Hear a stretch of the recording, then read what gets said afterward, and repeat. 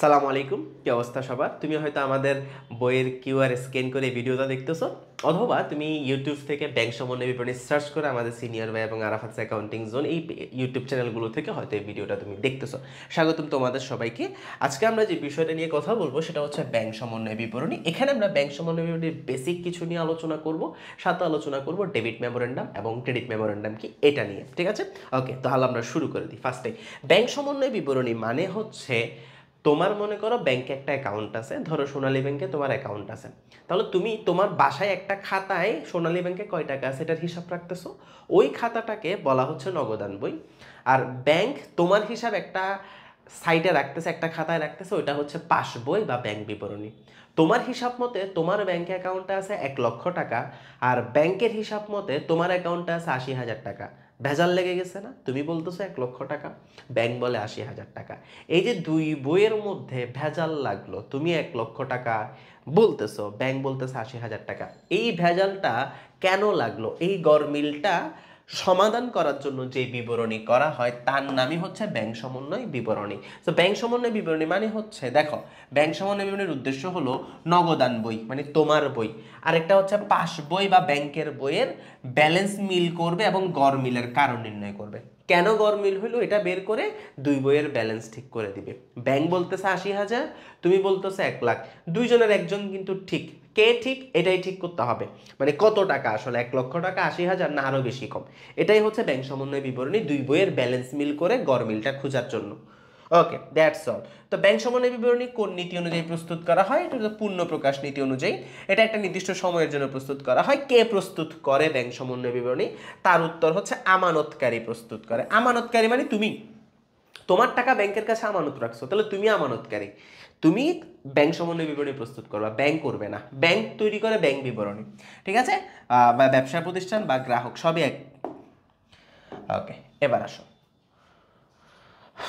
Bank বিবরণ। আমরা বলছিলাম এখানে দুইটা বই আছে, একটা হচ্ছে পাস বই, একটা হচ্ছে নগদান বই। নগদান বই হচ্ছে আমাদেরটা, মানে আমরা যেটা সংরক্ষণ করি সেটা নগদান বই, আর ব্যাংক যেটা সংরক্ষণ করে সেটা হচ্ছে পাস বই বা ব্যাংক বিবরণী, ইংলিশে বলে ব্যাংক স্টেটমেন্ট। এখন নগদান বইয়ের মধ্যে কিছু ভেজাল লাগে, যে ভেজালগুলোর সমাধান আসলে নগদান বই পাস বইয়ের মধ্যে করতে হয়। একটা ছোট্ট এমসিকিউর জন্য আসে, জিজ্ঞেস করতে পারে, ব্যাংক গ্রাহকের হিসাব ক্রেডিট করছে। আচ্ছা, ব্যাংক ক্রেডিট করছে মানে কি জানো? তোমার টাকা ব্যাংকের কাছে দায়, এই ইনফরমেশনটা নিয়ে নাও। তোমার জন্য যেটা সম্পদ ব্যাংকের কাছে সেটা দায়। তুমি যখন ডেবিট করো ব্যাংক সেটা ক্রেডিট করে। মানে কি, তোমার সম্পদ ব্যাংকের কাছে দায়। তুমি যত সম্পদ বাড়াবা ব্যাংকের তত দায় বাড়বে, কারণ ব্যাংক তোমাকে টাকাটা দিতে হবে পরে। তো তোমার সম্পদ ব্যাংকের কাছে দায়, তোমার সম্পদ মানে ডেবিট, আর ব্যাংকের দায় মানে ক্রেডিট। এজন্য ব্যাংক ক্রেডিট করতেছে মানে তোমার সম্পদ বাড়ছে। এই এমসিকিউ গুলো আসে যে ব্যাংক গ্রাহকের হিসাব কি করছে, ক্রেডিট করছে। ব্যাংক যদি ক্রেডিট করে তার মানে হলো গ্রাহকের ব্যাংক হিসাব বৃদ্ধি পেয়েছে। ব্যাংক তোমার হিসাব ডেবিট করছে মানে ব্যাংকের দায় কমছে, তার মানে তোমার সম্পদ কমবে, ব্যাংক হিসাবে টাকা হ্রাস পেয়েছে।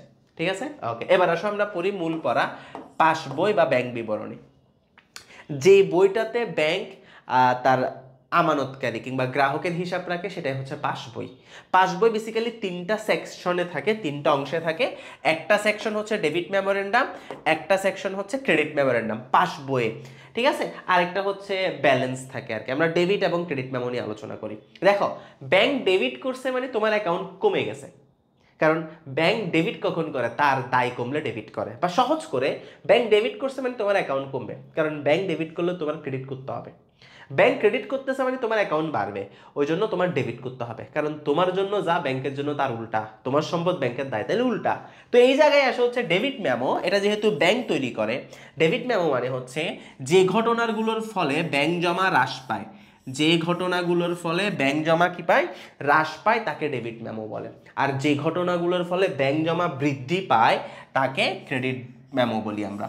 যে ঘটনাগুলোর ফলে ব্যাংক জমা হ্রাস পায় তাকে ক্রেডিট মেমো বলি, আর যেগুলোর ফলে বৃদ্ধি পায় তাকে আমরা ডেবিট মেমো বলি। সরি, যেটার ফলে হ্রাস পায় তাকে আমরা ডেবিট মেমো বলি, আর যেটার ফলে বৃদ্ধি পায় তাকে আমরা ক্রেডিট মেমো বলি। এবার উদাহরণ দেখো, অল্প কয়েকটা অলরেডি, যে ঘটনাগুলোর ফলে তোমার ব্যাংক থেকে টাকা চলে গেছে, যে ঘটনাগুলোর ফলে তোমার ব্যাংক থেকে টাকা চলে গেছে, ওইটাই হচ্ছে তোমার বেসিক্যালি ডেবিট মেমো। তোমার টাকা চলে গেছে, যে ঘটনার ফলে তোমার ব্যাংক থেকে টাকা নাই হয়ে গেছে সেটা হচ্ছে ডেবিট মেমো, যে ঘটনার ফলে তোমার ব্যাংকে টাকা আসছে সেটা হচ্ছে ক্রেডিট মেমো। তাহলে ডেবিট মেমো কোনটা দেখো উদাহরণ, কোথায় বসবে ডেবিট মেমো, কে কে বসবে, ব্যাংক কর্তৃক ধার্যকৃত চার্জ বসবে, ব্যাংক কর্তৃক ধার্যকৃত চার্জ, পাওনাদারকে ব্যাংক কর্তৃক পরিশোধ, অর্থাৎ পাওনাদারকে টাকা দিয়ে দিছে ব্যাংক, এবং ব্যাংক জমাতিরিক্তের সুদ, এগুলো এই মেমোতে লিখে। তাহলে ডেবিট মেমো মানে যেগুলোর ফলে আমার ব্যাংকে টাকা কমে গেছে, ব্যাংক যদি চার্জ নেয় টাকা কমে, ব্যাংক যদি পাওনাদারকে টাকা দিয়ে দেয় টাকা কমে যায় ব্যাংক থেকে, ব্যাংক যদি জমাতিরিক্তের সুদ ধার্য করে তখনও টাকা কমে যায়। বুঝাইতে পারছি? জি স্যার। তাহলে সহজ ছিল। এবার আসো হচ্ছে ক্রেডিট মেমোর বিষয়টা আমরা আলোচনা করি।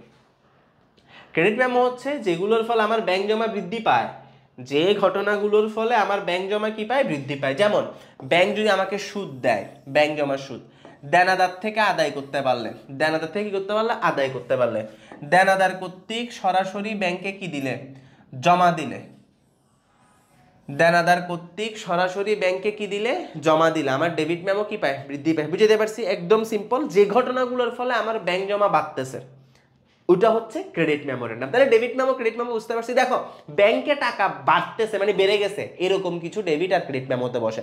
যেটার ফলে কমে গেছে সেটা কি মেমো, ডেবিট মেমো। যেটার ফলে বেড়ে গেছে সেটা হচ্ছে কি মেমো, ক্রেডিট মেমো। ঠিক আছে, দ্যাটস ইট।